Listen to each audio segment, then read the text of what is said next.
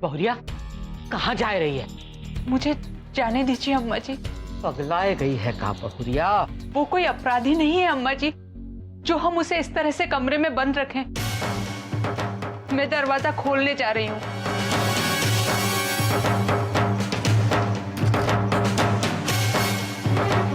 माँ,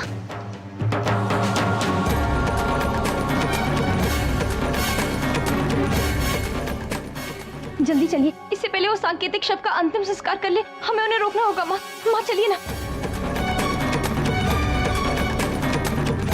क्या काम कर रहे हैं? धर्म भ्रष्ट कर रही है बहुरिया। आप सब यहाँ फिर से? छोटी बहू, जानती हो सब क्या कह रहे हैं? घनघोर बारिश हुई, दाह संस्कार हो ही नहीं पाया। कृष्णाय गोविंदाय गोपी जन वल्लभाय। पूजा खंडित हो गई। उस सांकेतिक शव को जमुना जी में बहाना पड़ा। देखा माँ, देखा आपने? उनका अंतिम संस्कार नहीं हुआ क्योंकि मेरे कान्हा जानते हैं, वो जानते हैं कि मेरे पति जिंदा है। देखा आप सब लोगों ने? अब तो आपको मेरी बात पर विश्वास हुआ ना? मैं जाकर अपने कान्हा को धन्यवाद देती हूँ।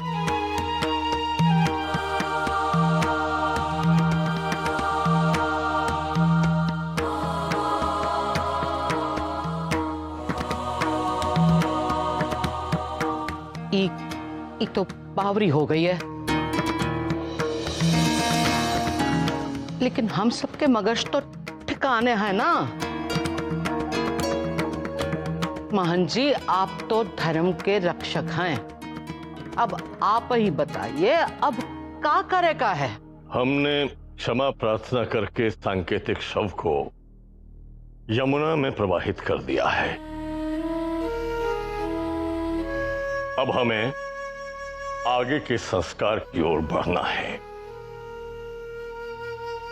आज से ठीक 7 दिन बाद 10वां होगा और उस दिन राजपुरोहिताइन को सुहाग के सारे ही प्रतीक त्यागने होंगे।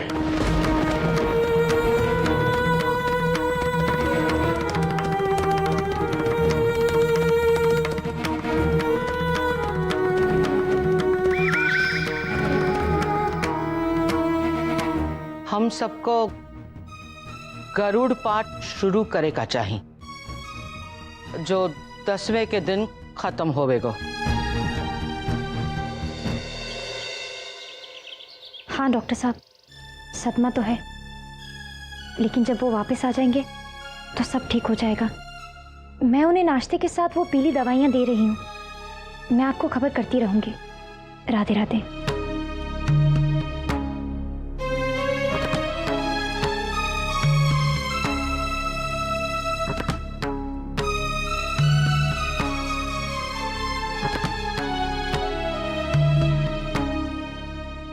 दादी माँ,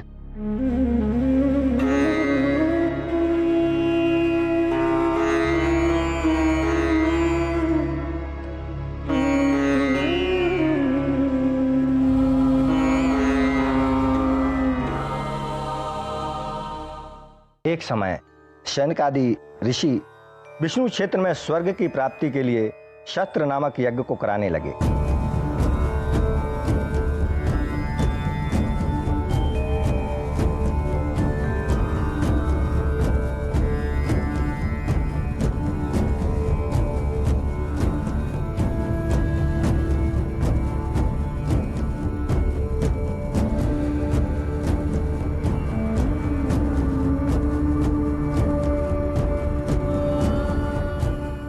कान्हा, आज मैं पूजा घर में दिया नहीं जला सकती क्योंकि सब लोग कह रहे हैं कि सूतक लगा है और इसीलिए गरुड़ पाठ चल रहा है। मैं ये सब रस्म रोक तो नहीं सकती कान्हा, लेकिन आपसे एक विनती है, आप उन्हें जल्द से जल्द भेज दीजिए ना, ताकि सब लोगों को मेरी बात पर विश्वास आ जाए।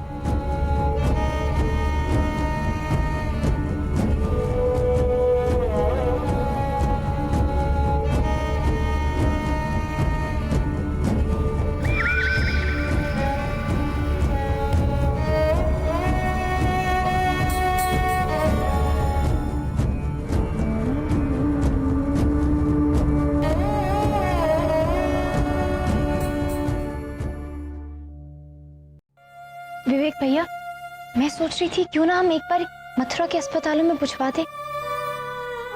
खाई के नीचे से एक रास्ता उस तरफ भी जाता है ना, तो शायद किसी ने उन्हें वहां पहुंचवा दिया हो। एक बार आप फोन करके पूछिए ना।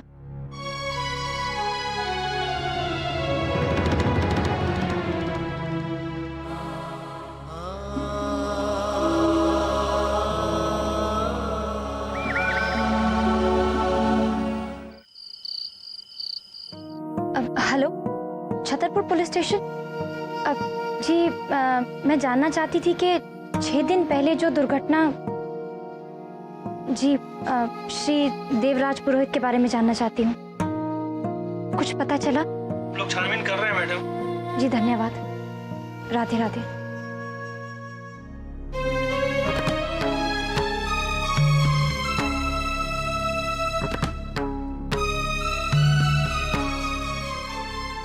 आपकी देखभाल से काफी सुधार आया है इनमें। ये तो सब कान्हा की कृपा है डॉक्टर साहब। देखिएगा, मेरे पति को भी वो जल्द से जल्द लौटा देंगे।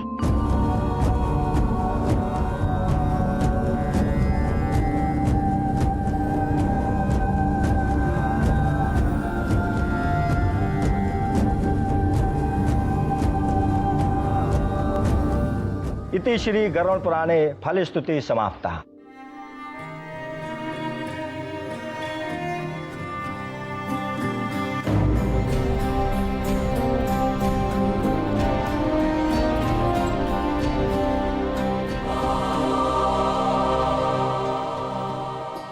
हम सब परमपिता परमात्मा से प्रार्थना करते हैं कि देवराज पुरोहित की आत्मा को शांति मिले, उन्हें स्वर्ग में स्थान मिले।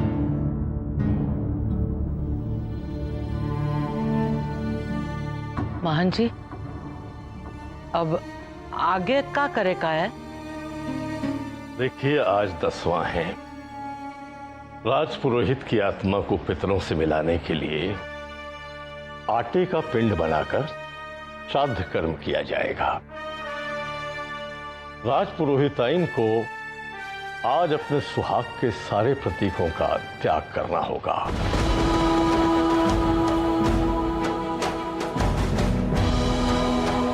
रंगीन वस्त्रों की बजाय श्वेत वस्त्र धारण करना होगा। आभूषणों के बदले तुलसी की माला गले में धारण करनी होगी।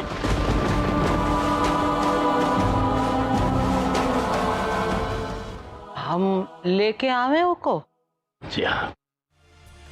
पर वो कैसे आएगी? वो तो ये मानने के लिए तैयार ही नहीं है कि देव मर चुका है। उसके बावरेपन की वजह से का हम सदियों की रीत बदल देंगे? हमरे साथ चलो, उसको बुला के लावत है। चलो। कान्हा, मेरा विश्वास डगमगा रहा है। मेरे विश्वास को टूटने मत देना। उन्हें जल्द से जल्द भेज दो।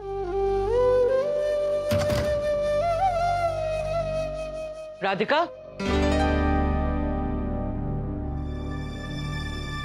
अम्मा, वो आ गए हैं क्या?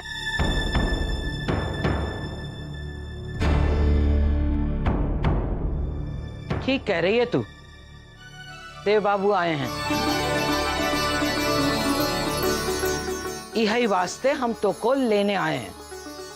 मैंने आपसे कहा था ना, वो जरूर आएंगे। अम्मा, मैं बस 1 मिनट में आई। धन्यवाद कान्हा, वो वापस आ गए। मैं जानती थी आप मुझे हारने नहीं देंगे। धन्यवाद।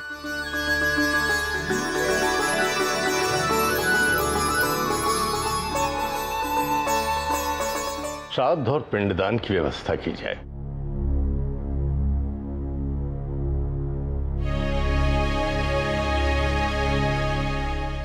कहाँ है वो? कहाँ है वो? आप सब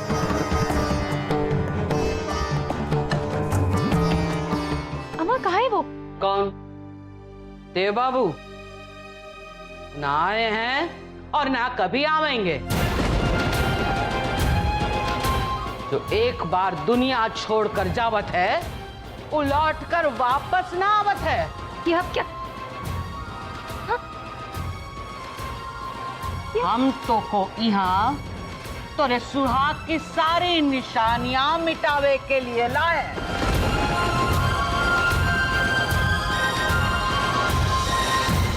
मिटाई दे सिंदूर, नहीं तोड़ दे चूड़ियां और निकाली मंगलसूत्र, निकाल। नहीं, पता था मुझको, पता था तू ऐसा ना मानेगी। हठी जो ठहरी। पकड़ो निर्मलाई को, पकड़ो इको पकड़ो और तोड़ो चूड़ी और निकालो मंगलसूत्र। एक सुहाग से उसकी सुहाग की निशानियां छीनना पाप है। मैं आपको ये नहीं करने दूंगी। छोड़िए मुझे, मैंने कहा छोड़िए। माँ ने समझाइए।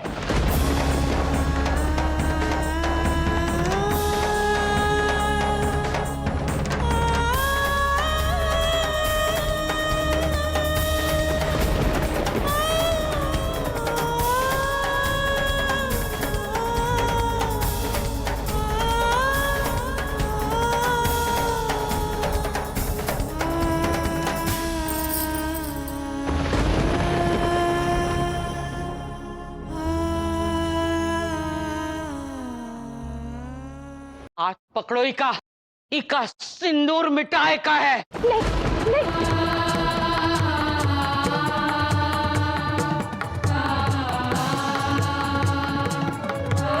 अम्मा, ये अब क्या करने जा रही है?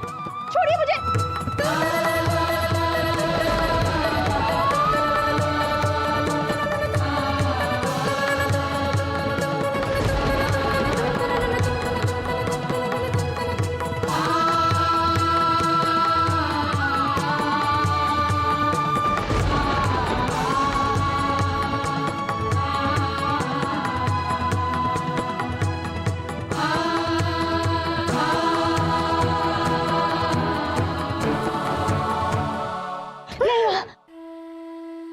मत पूछिए इसे।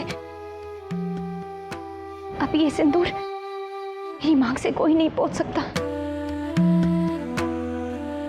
मेरी मांग का ये लाल रंग मेरा अधिकार है मां, जो मुझे समाज ने दी।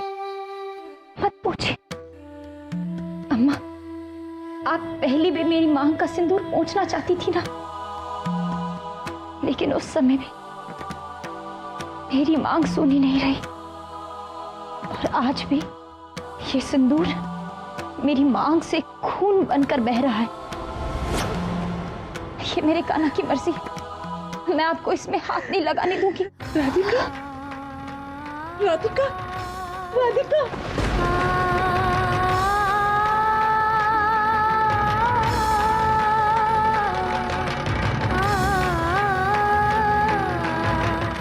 ये पगली तो हर रस्म खंडित करने पर तुली है। हमें तो आगे कछु करे का चाहिए ना। मोहन जी, आप बताइए आगे क्या करेगा है? आज सर्वप्रथम राजपुरोहिताइन का केश कर्तन किया जाएगा।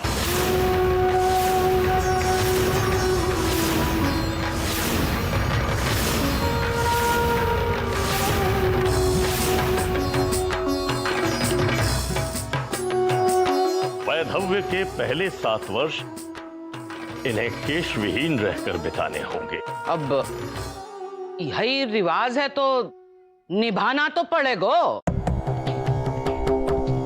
हमने आदेश दे दिया है, नाई आता ही होगा। परंतु महंत जी, ये प्रथा तो पुरातन है, कोई नहीं मानता इसे।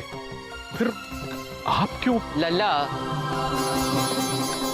दूजे परिवार के धर्म में टांग ना लड़ा। ये राजपुरोहित परिवार की प्रथा है। करण देव को। बहन जी, राजपुरोहित परिवार के होने के नाते मैं आपसे कुछ पूछना चाहती हूँ। अवश्य पूछिए। अगर माँ जी के विधवा होने पर या मेरे विधवा होने पर यह सब नहीं किया गया, तो राधिका पर यह अत्याचार क्यों? आपकी सास ने विधवा होने से पहले राजपुरोहिताइन का आसन आपको सौंप दिया था। और आपने विधवा होने से पहले अपनी बहू को।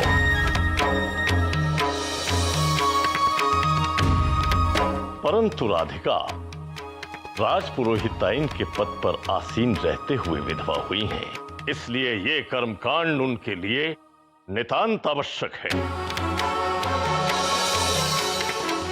लेकिन महंत जी, राधिका की उम्र भी तो देखिए। क्या इसकी उम्र है ये सब? नहीं। अभी मां उम्र का सवाल कहां से आ गए हो? विधवा चाहे जवान हो चाहे बूढ़ी, विधवा ही कहलाएगी। आप सही कह रहे हैं।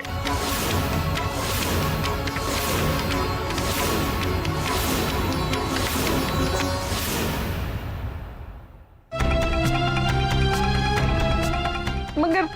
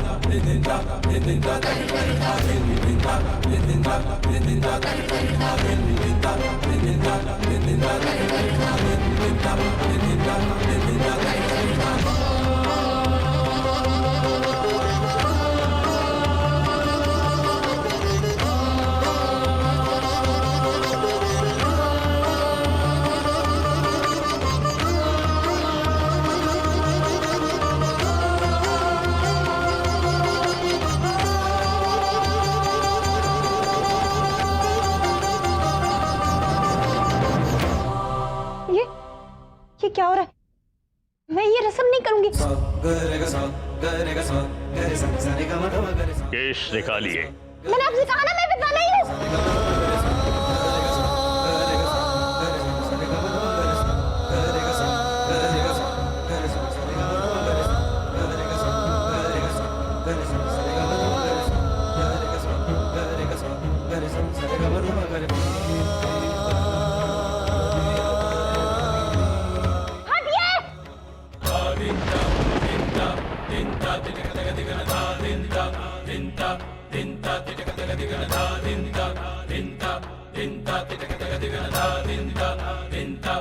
कोई भी मेरे सामने नहीं आएगा, कोई भी नहीं आएगा।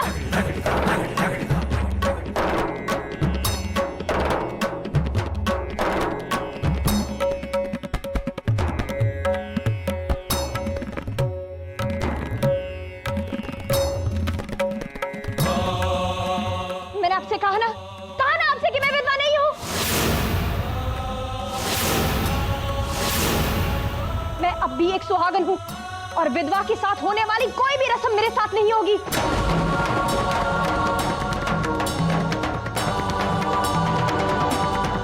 मैं एक सुहागन की तरह रही हूं और अपनी अंतिम सांस तक एक सुहागन ही रहूंगी।